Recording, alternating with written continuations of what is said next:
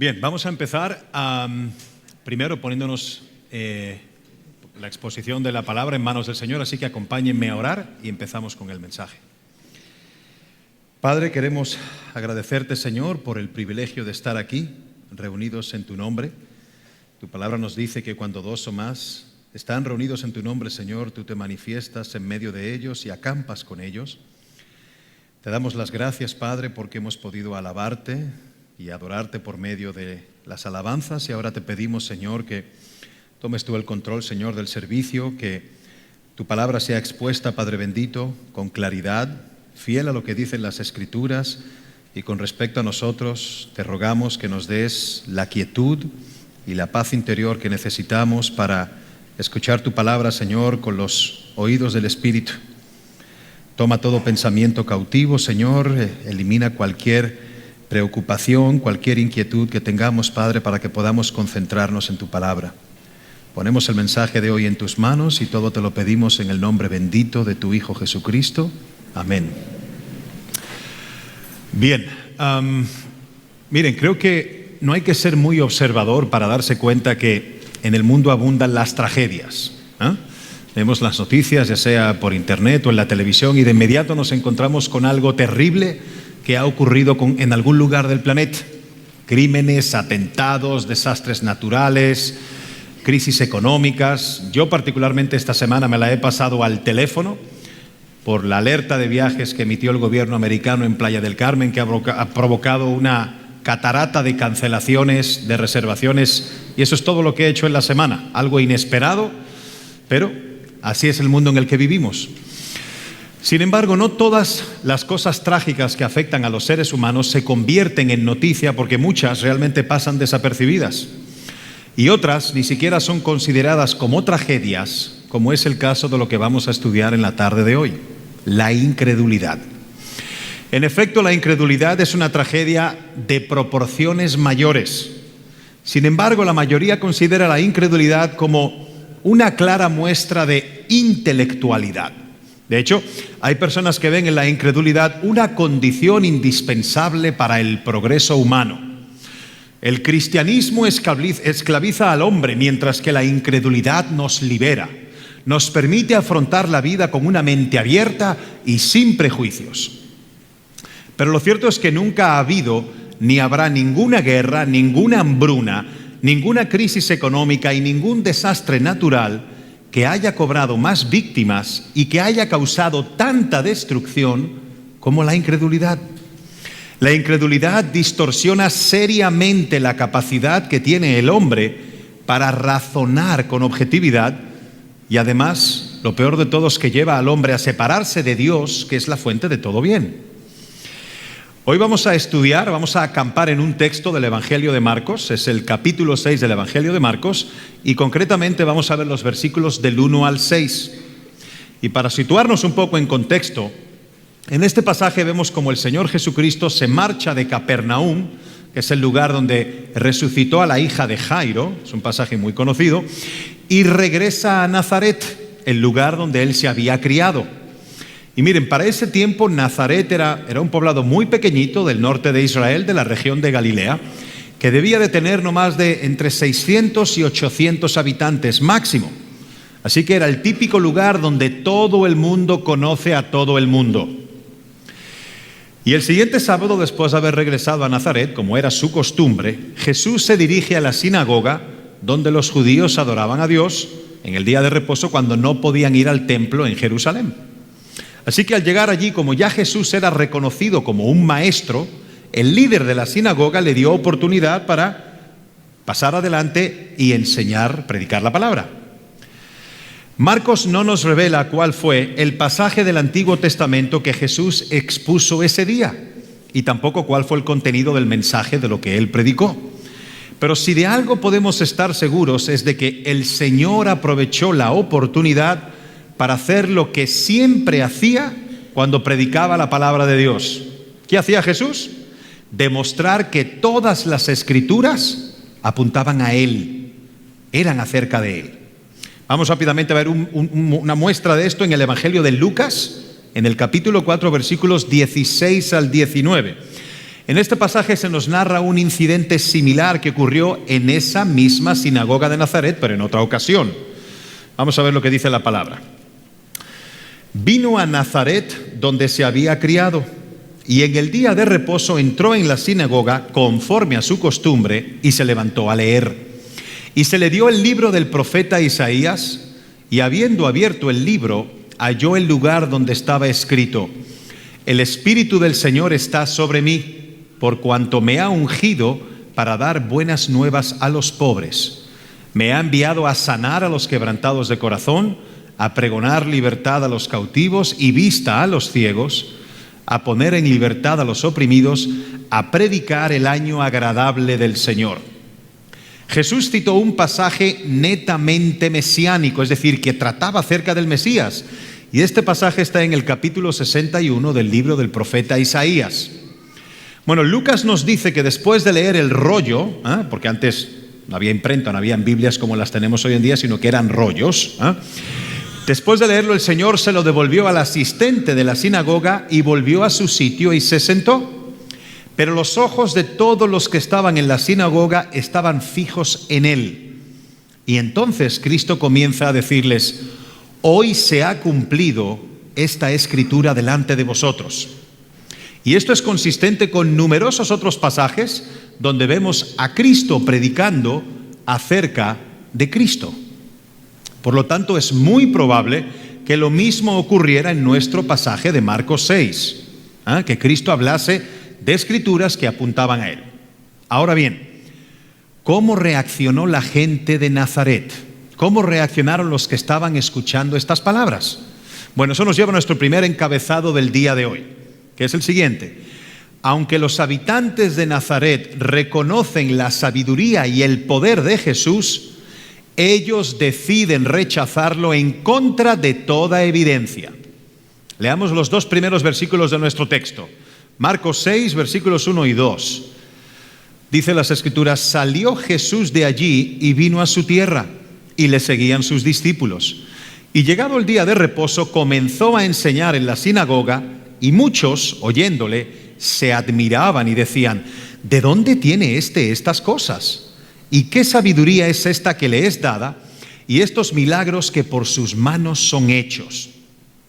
Miren, es importante resaltar que la mayoría de esta gente en la sinagoga conocía a Jesús desde que era un niño.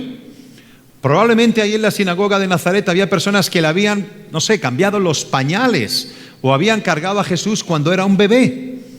Ellos sabían perfectamente que él no había estudiado teología bajo la tutela de ningún maestro o de ningún rabino importante de la época.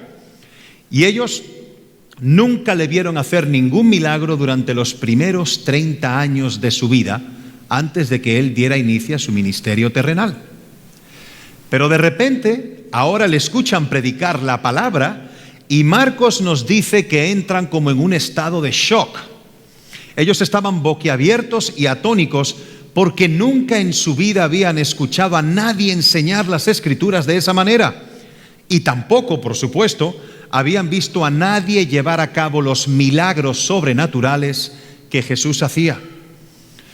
Pero curiosamente, en lugar de postrarse delante de él y aceptarle como el Mesías, como el Señor, la gente de Nazaret reacciona con una extraña mezcla de sorpresa y de incredulidad.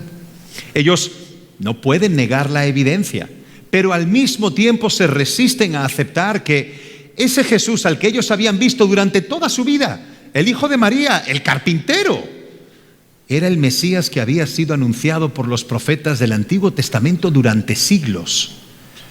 En otras palabras, Jesús no encajaba en las ideas preconcebidas que ellos tenían acerca del Salvador y no podían explicar cómo era que hacía esos milagros. Pero como alguien muy sabiamente dijo una vez, la familiaridad produce desprecio. La familiaridad produce desprecio. Y eso en parte fue lo que ocurrió con Jesús. ¿No es este el carpintero? Eso dice la multitud en el versículo 3, lo vamos a ver ahora en un momento. Jesús, sabemos que era un artesano que construía cosas con sus manos. ¿Para quién? Pues para la gente de su pueblo de Nazaret. Así que es muy probable que varias personas que estaban ahí sentados en la sinagoga tuvieran muebles o artefactos de madera en sus casas hechos por Jesús cuando trabajaba en el taller de José. Ahora bien, lo que realmente está detrás de ese comentario de la gente no es la habilidad que Jesús tenía para hacer estas cosas, sino que para ellos Jesús era un hombre común y corriente, era un artesano ordinario de Nazaret. ¿Cómo es posible que un individuo tan común ahora pretenda ser el Mesías del que hablaron los profetas? ¿Cómo? Pero el asunto no termina ahí. Vamos al versículo 3 de nuestro texto. ¿No es este el carpintero hijo de María? Miren, para nosotros en Cancún, en el año 2018, en el siglo XXI, este comentario puede parecer intrascendente. El hijo de María, vale. Pero después de todo, Jesús en su naturaleza, y enfatizo en su naturaleza humana, nació del vientre de María. Por lo tanto, en ese sentido podría ser perfectamente considerado como su hijo. Pero lo que llama la atención de esta frase es que los judíos no solían identificar a las personas relacionándolas con su madre, sino con su padre. No sé si recuerdan al mismo Jesús cuando le dice al apóstol Pedro: Simón, hijo de Jonás, ¿me amas? En Juan 22:16. Nosotros no sabemos cómo se llamaba la madre de Simón Pedro, pero sí sabemos que su padre se llamaba Jonás porque esa era la forma como los judíos se identificaban. Por lo tanto, relacionar a Jesús como hijo de María en lugar de José, en el fondo, es un insulto velado. ¿Qué quiere decir esto? Es como si Jesús hubiera sido un hijo ilegítimo. María dice que ella salió embarazada milagrosamente, pero lo único que nosotros sabemos es que José no era su padre natural. De hecho, hubo una ocasión en Juan 8:41 donde algunos judíos se sintieron ofendidos por algo que Jesús les había dicho y ellos le contestaron abiertamente: nosotros no somos hijos de fornicación. Algunas versiones dicen: nosotros no somos hijos de prostitución. Así que ya se imaginan ustedes lo que estaban implicando. Revisa tú tu linaje, revisa tú tu origen. ¿Quién fue tu papá? Porque nosotros no somos hijos de una adúltera. Así que esta gente en Nazaret no solamente veía a Jesús como un hombre común y corriente, sino que posiblemente lo veían como un bastardo. Pero el versículo 3 añade un detalle adicional. Y es que los hermanos de Jesús también eran conocidos en el pueblo. Vamos al versículo 3 de nuevo. ¿No es este el carpintero, hijo de María, hermano de Jacobo, de José, de Judas y de Simón? ¿No están también aquí con nosotros sus hermanas? Y se escandalizaban de él. Así que, como vemos, Jesús tenía hermanos y hermanas como cualquier otra persona, tenía su familia. Hay otros más pasajes del Nuevo Testamento que nos hablan de la familia de Jesús. Pero, por ejemplo, en Juan 7:5, nosotros podemos ver que ninguno de sus hermanos creía en él. Y también en Marcos 3:21 dice que en una ocasión sus hermanos fueron con María a buscar a Jesús en la casa donde había estado predicando, porque ellos pensaban que se había vuelto loco, que estaba fuera de sí. Así que Jesús era demasiado conocido en Nazaret como para que no lo tomaran en serio. Por lo tanto, yo quiero proponerles lo siguiente. Dicha familiaridad por parte de los compoblanos de Jesús agravaba el pecado de esta gente en lugar de excusarlo. Miren, he estado tratando de imaginarme esta escena en Nazaret. Estas personas llegaron a conocer a Jesús en todas las etapas de su vida, desde bebé hasta niño, adolescente y adulto. Y además, en el caso particular de sus hermanos, ellos compartieron íntimamente con él en muchas situaciones distintas. Eran hermanos, vivían bajo el mismo techo. Así que ellos tenían que haberse dado cuenta de que Jesús era diferente. Recuerden que Jesús es Dios hecho hombre. Y como hombre, Él era en todo semejante a nosotros, excepto en una cosa: Él no tenía pecado. Jesús nunca dijo una sola mentira a lo largo de su vida, nunca. Jesús nunca manifestó el más mínimo rastro de orgullo, de soberbia, de egoísmo, nunca hizo trampa jugando con sus amigos. Como hombre, Él fue sencillamente perfecto. Y la perfección difícilmente puede pasar desapercibida en un mundo tan dañado como el nuestro. Pero no solamente eso, esas personas conocían las escrituras del Antiguo Testamento y por ende solo tenían que observar con un poquito de atención para darse cuenta que Jesús encajaba perfectamente con la descripción profética del Mesías que habría de venir. De hecho, en este mismo pasaje de Marcos dice que ellos estaban asombrados por la sabiduría extraordinaria de Jesús y por los milagros que Él hacía. Y estas dos características, su sabiduría y sus milagros, se resaltan en el Antiguo Testamento como las características únicas y propias del Mesías, y las mismas se cumplieron punto por punto durante la vida de Jesús. Por ejemplo, muchas otras cosas más también. Jesús nació en la aldea de Belén, como había sido profetizado, en el tiempo exacto que había sido profetizado por el profeta Daniel en el capítulo 9 de su libro. Era además descendiente del rey David, como también había sido anunciado. También vemos que los ciegos habrían de ver, que los mudos habrían de hablar y que los cojos habrían de saltar cuando llegase el Salvador. Todo había estado escrito.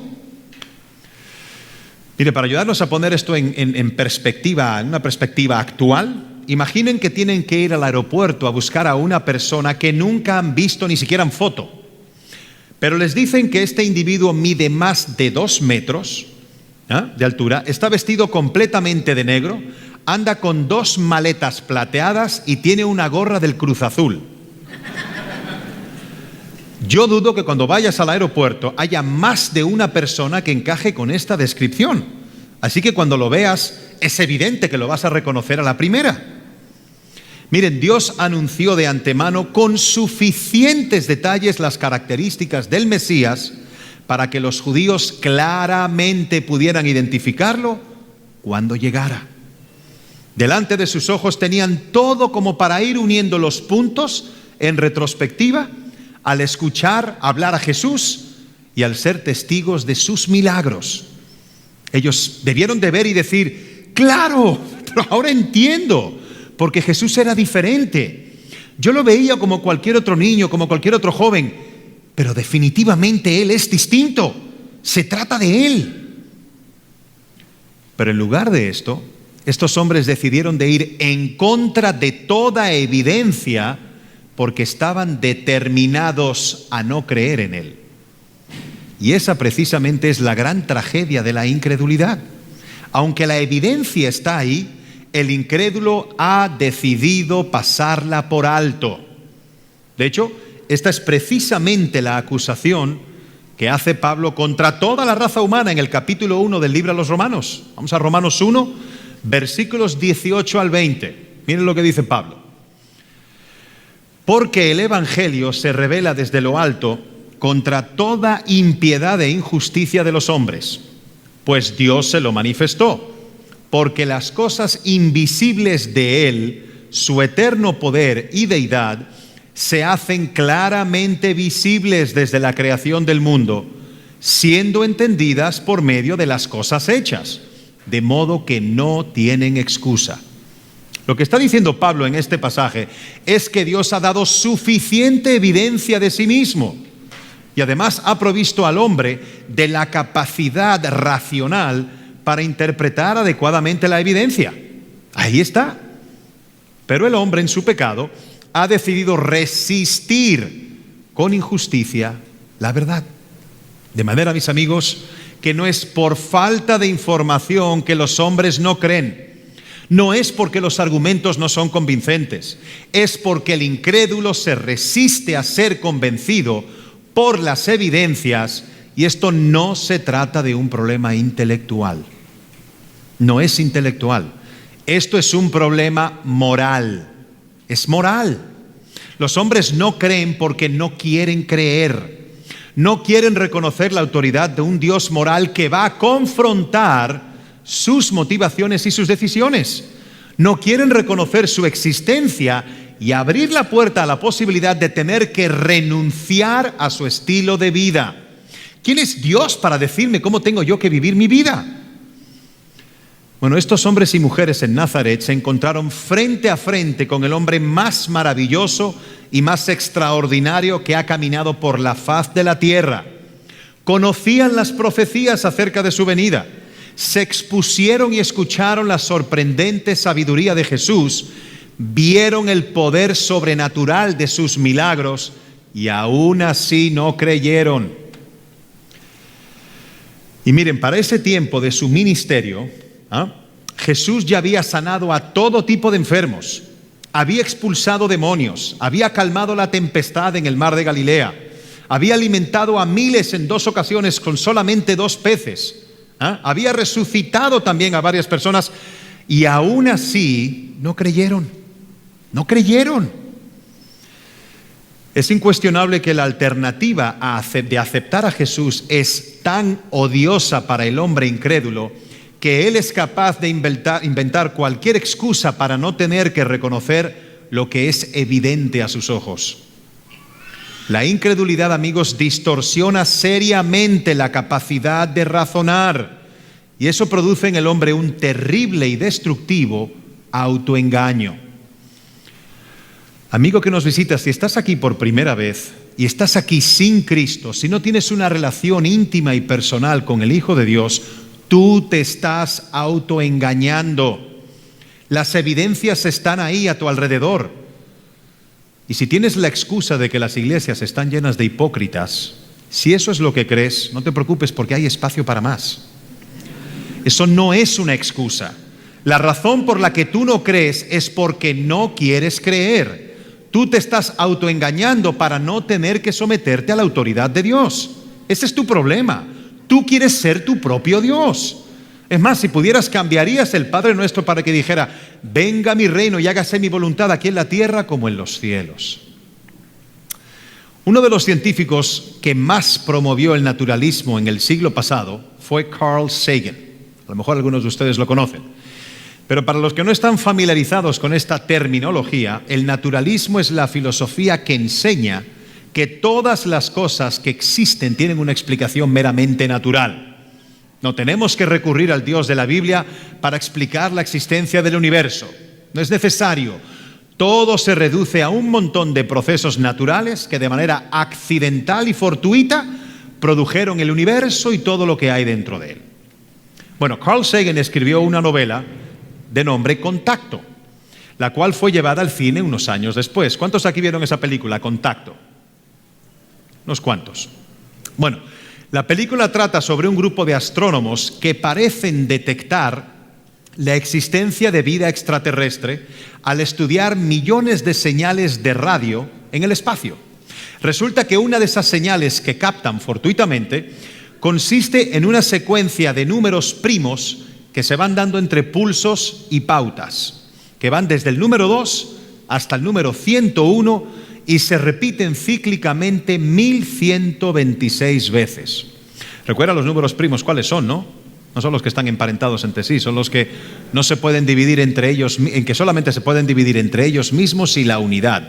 El 1, el 2, el 3, el 5, el 11, etcétera, ¿no? De manera que esto lleva a estos astrónomos a entender que alguien está tratando de comunicarse con ellos. Por supuesto, es absolutamente imposible que esas señales secuenciales se produzcan en el espacio por mera casualidad.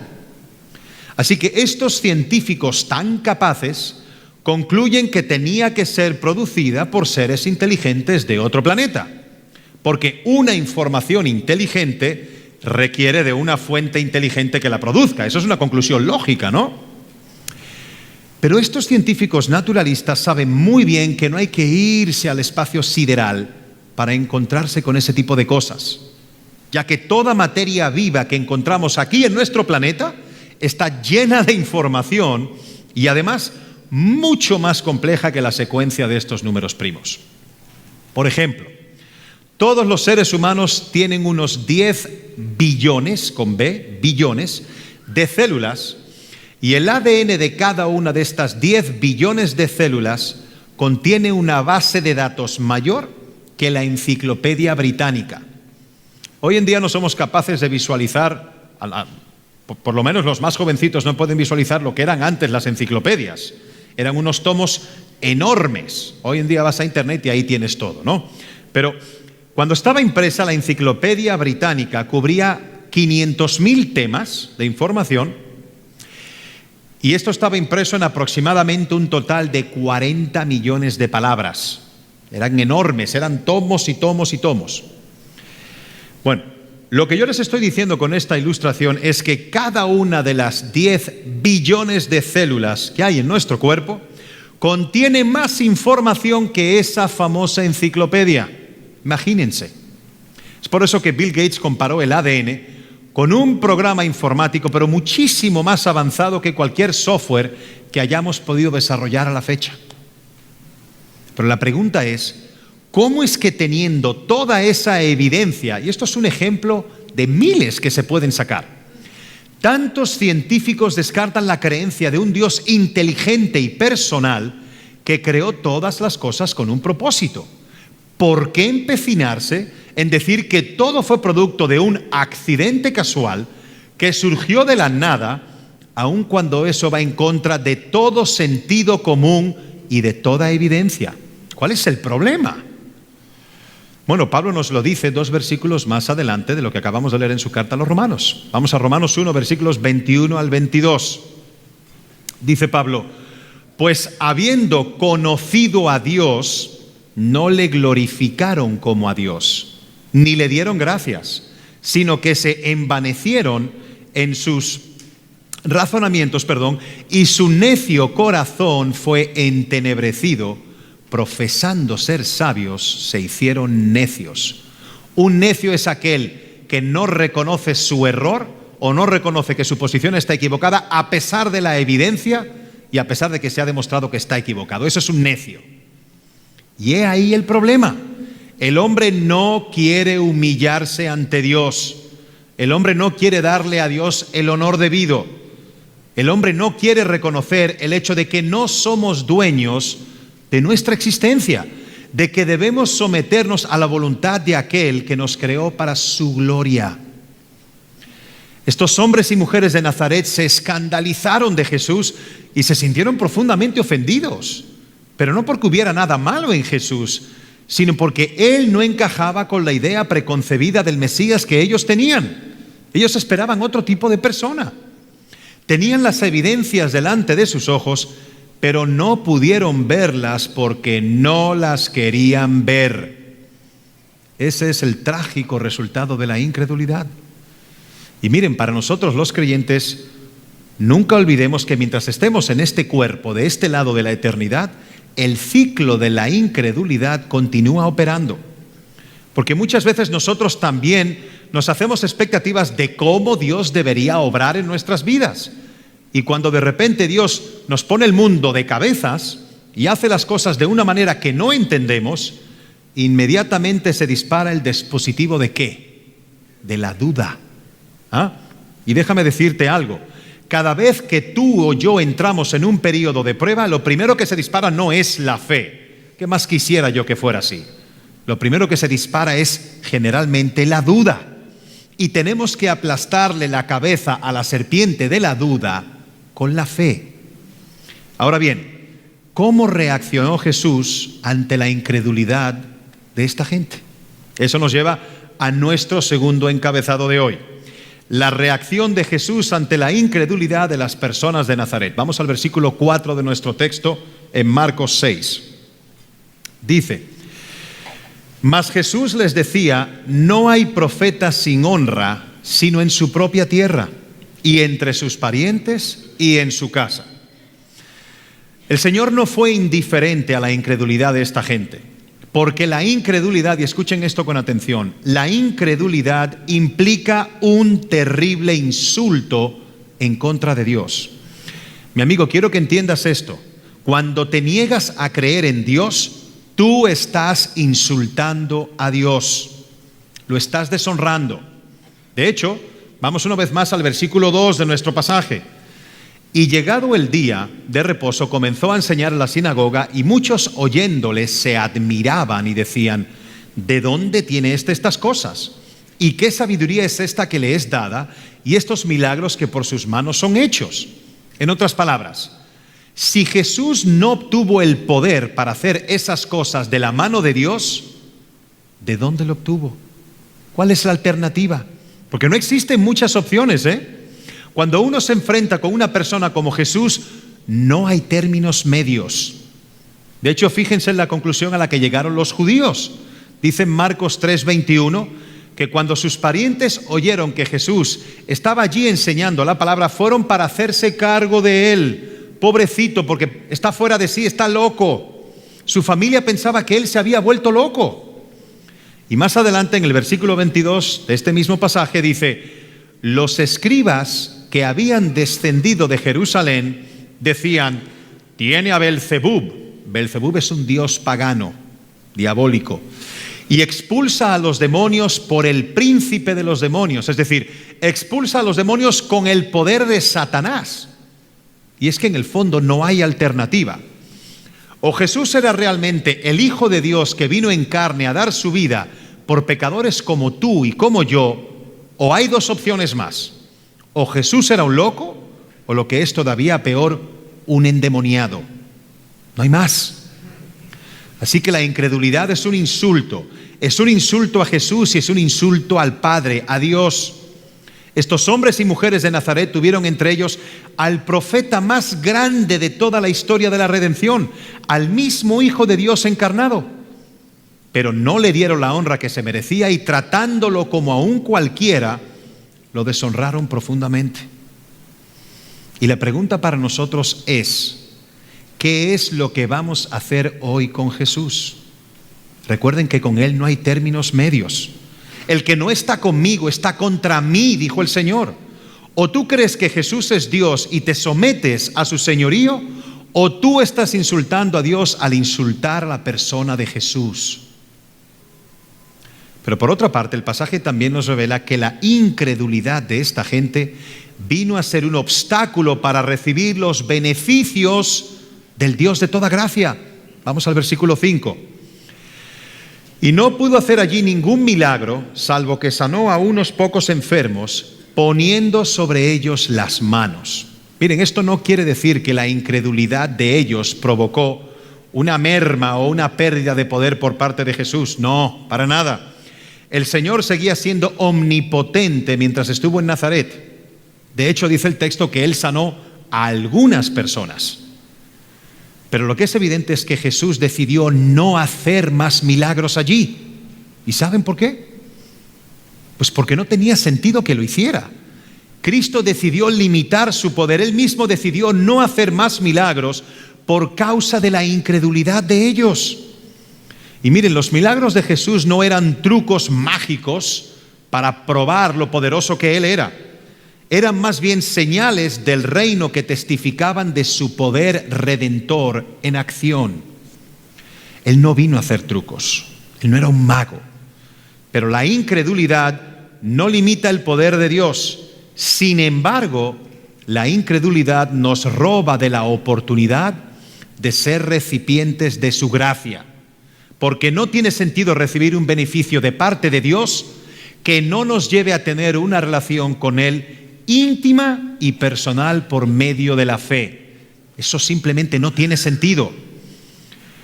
Y miren, yo sé que hay mucha gente que va a la iglesia buscando beneficios y soluciones, buscando salud, buscando la solución a un problema, a una crisis económica, un problema familiar. Pero déjenme decirles algo. No es lo mismo querer recibir un regalo que querer tener una relación de amor y de intimidad con el dador del regalo. No es lo mismo. El regalo más grande que Dios tiene para ofrecerte hoy no es tu salud, no es dinero, no es resolverte tus problemas, no es conseguirte un novio o una novia, no es arreglar tu matrimonio si está en crisis. El regalo más grande que Dios tiene para ofrecerte es Él mismo. Él es el regalo más grande. Así que si tú no lo quieres a Él, no tiene sentido que quieras obtener algo de Él. Y es por eso que Jesús no hizo más milagros en Nazaret. Y vemos claramente en el pasaje que la incredulidad de esta gente causó una profunda tristeza en el alma de Jesús. Ustedes saben que para una mujer leal y fiel a su marido, es muy duro que su esposo dude de su fidelidad y que la cele con otros hombres por falta de confianza, ¿verdad? Eso hiere profundamente el corazón de una mujer. Pues miren, la incredulidad hiere a Dios porque es un insulto a Dios. Es un insulto a Él mismo. Es dudar de su fidelidad y de su lealtad, a pesar de haberse dado Él mismo en una cruz para salvar a todo pecador que en Él cree. No hay mayor muestra de amor y de fidelidad que dar tu vida por la de alguien, sobre todo cuando ese alguien es tu enemigo y te desprecia. La incredulidad es un pecado serio, sumamente serio a los ojos de Dios. Miremos ahora el último versículo de nuestro pasaje, Marcos 6:6. Dice: y estaba asombrado de la incredulidad de ellos, y recorría las aldeas de alrededor enseñando. Amigos, Jesús estaba profundamente apesadumbrado. De hecho, en los evangelios solo encontramos, oigan bien, 2 ocasiones en las que vemos que Jesús se asombró por algo. Solo hay 2 pasajes que hablan de esto. En Mateo 8:10, cuando Jesús se maravilló, se asombró por la fe del centurión romano. Y en nuestro pasaje de ahora de Marcos 6, por la incredulidad de los hombres y mujeres de Nazaret. Así que vemos a Jesús asombrarse solo en 2 ocasiones, una por la fe de uno y otra por la incredulidad de otros. Pero eso no era nada nuevo para Jesús realmente. Durante todo su ministerio en Israel, Jesús vio incredulidad en todas partes.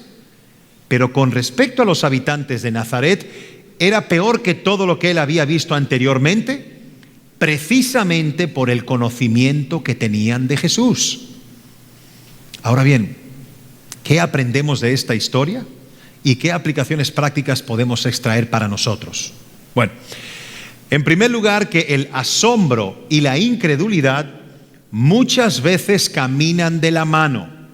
El asombro y la incredulidad muchas veces caminan de la mano. Hay gente de todo tipo que, al referirse a la figura de Jesús, dicen que fue un hombre muy sabio y muy adelantado para su época, un gran maestro. Y eso pudiese parecer un elogio para cualquiera de nosotros. Pero para Jesús eso es un insulto. Si tú no estás dispuesto a rendirte delante de Él como el Señor de tu vida, mi amigo, no sirve de nada que consideres a Jesús como un gran maestro o una persona extraordinaria. Porque con Jesús es todo o nada. Así de sencillo, todo o nada. Pero por otra parte, también aprendemos de este pasaje que todos los incrédulos son responsables de su incredulidad. ¿Escuchaste eso bien? Tú eres incrédulo porque tú quieres y has decidido serlo. Tú eres incrédulo porque no quieres someterte a Dios y tú quieres ser tu propio Dios. Creer o no creer en Dios es, al final de todo análisis, un asunto de autoridad. ¿Quién es la autoridad en mi vida? ¿Él o yo? Pero también aprendemos de este pasaje que, en vista de la condición espiritual que tiene todo ser humano, es tan sorprendente que un hombre se rehúse a creer a que crea. Repito, es tan sorprendente que un hombre se rehúse a creer a que crea. Que un ser humano racional, ante toda la evidencia que hay sobre Dios, se rehúse a creer, es sorprendente. Es más, es insólito. Pero debido a que el hombre en su pecado no quiere creer, es igual de sorprendente que crea. Cristo se maravilló de la fe del centurión. Él se maravilló por esas 2 cosas: la incredulidad de sus paisanos y la fe de este romano. ¿Por qué? Porque solo Dios en su gracia puede obrar en el corazón de un incrédulo y hacerlo creer. En otras palabras, tú eres responsable de tu incredulidad, pero si algún día tú llegas a creer por la gracia de Dios en Cristo, la gloria le corresponde únicamente a Dios. Él es el que tuvo que vencer la dureza y la obstinación de tu corazón para que tú llegues a creer, porque la fe es un regalo de Dios. No es algo que tenemos medio escondido dentro y que de repente sale un día. No es tan sencillo como parece. Así que para que tú y yo podamos creer, Dios tiene que resucitarnos espiritualmente. Tú eres responsable de tu incredulidad, pero Dios es responsable de tu salvación, porque tú ni yo podemos salvarnos a nosotros mismos. No sé si recuerdan un pasaje en el Nuevo Testamento, en los Evangelios, acerca de un hombre desesperado que se le acerca al Señor a pedirle, a implorarle que sane a su hijo porque está muy enfermo y se está muriendo. Y Jesús le contesta: si crees, todo es posible. Y este hombre rápidamente le dice al Señor: Señor, yo creo. Y parece que después, unos segundos después, lo pensó bien y le dijo: bueno, ayuda a mi incredulidad. Así que tú puedes decirle eso, puedes pedirle eso mismo a Dios ahora. Tú puedes decirle: Señor, yo reconozco que soy un incrédulo, que tengo un corazón endurecido, que no puedo creer, pero te pido que tengas misericordia de mí y que transformes mi incredulidad en fe. Y de eso nadie puede detenerte. Puedes ir a Él con sinceridad. En tercer lugar, este texto igualmente enseña que nosotros, los creyentes, también recibiremos el impacto de la incredulidad al compartir el Evangelio en el mundo con otras personas. ¿Recuerdan en el versículo 1 quiénes estaban con Jesús? El versículo 1 dice que estaban sus discípulos con Él. Y Cristo les advirtió a ellos que les habría de suceder exactamente lo mismo que a Él. Miren, yo sé que muchos de ustedes, y yo me incluyo, oran por sus familiares que no conocen a Cristo y sufren el hecho de tener hermanos, esposos o esposas, padres e hijos que no creen en el Señor. Pero nunca debemos de olvidar que Jesús nos entiende perfectamente porque Él vivió la misma experiencia, lo mismo. Pero lo último que aprendemos de este pasaje, y esto es lo más glorioso, es que la incredulidad puede ser vencida por el poder de Dios. ¿Recuerdan que los versículos 2 y 3 del pasaje dice: ¿no es este el hijo de María, el hermano de Jacobo, de José, de Judas? ¿Y quién es este Jacobo al que hace referencia aquí este pasaje? Este Jacobo no es otro que Santiago, el que escribió la epístola de Santiago en el Nuevo Testamento. Ahí está en las Biblias. ¿Y quién es este Judas al que hace referencia? No es Judas el que lo traicionó, es otro Judas. Y es el que escribió la carta de Judas en el Nuevo Testamento. Así que estos hombres que durante el ministerio terrenal de Jesús, sus hermanos, no creían en Él, por el poder de Dios fueron traídos a la fe después de la resurrección de Jesús. Miren lo que dice en Hechos 1, versículo 13, después de haber resucitado el Señor. Entrados, subieron al aposento alto donde moraban Pedro y Jacobo, Juan, Andrés, Felipe, Tomás, Bartolomé, Mateo, Jacobo hijo de Alfeo, Simón el celote y Judas hermano de Jacobo. Los 11 discípulos en el aposento alto reunidos. Pero sigue: todos estos perseveraban unánimes en oración y ruego con las mujeres y con María la madre de Jesús y con sus hermanos. Sus hermanos que antes no creían en Él estaban en el aposento alto con los apóstoles de Jesús, adorando a su hermano como el Hijo de Dios. Y es nuestra oración, es mi oración, que hoy mismo todos aquellos que entraron por esa puerta con un corazón escéptico de incredulidad sean también transformados por el poder de Dios para que salgan por esa misma puerta siendo creyentes. Jesucristo es el Hijo de Dios que se hizo hombre para morir por nuestros pecados. Y en base a su obra redentora, el Evangelio te ofrece el perdón de tus pecados, tu salvación y vida eterna, únicamente por medio de la fe en Él. Pero escucha esto bien: creer en Jesús es algo más que reconocer quién es y que realmente existe. El mismo Jesús se lo indicó a alguien que creía, a uno de los líderes religiosos en Israel, a un tal Nicodemo, que de hecho era miembro de la élite del liderazgo religioso de los judíos. Este hombre conocía mucho acerca de Dios, pero no conocía a Dios. Creía que conocer mucho de Dios era suficiente para entrar en el reino de los cielos. Y Jesús, viendo lo que había en su corazón, le dijo: Nicodemo, de cierto te digo que el que no naciere de nuevo, el que no naciere del agua y del Espíritu, no puede entrar en el reino de Dios. Amigo, en otras palabras, esto lo que quiere decir es que debes renunciar a ti y debes morir a ti, debes de enterrar tu viejo hombre y nacer como una nueva criatura en Cristo. ¿Cómo?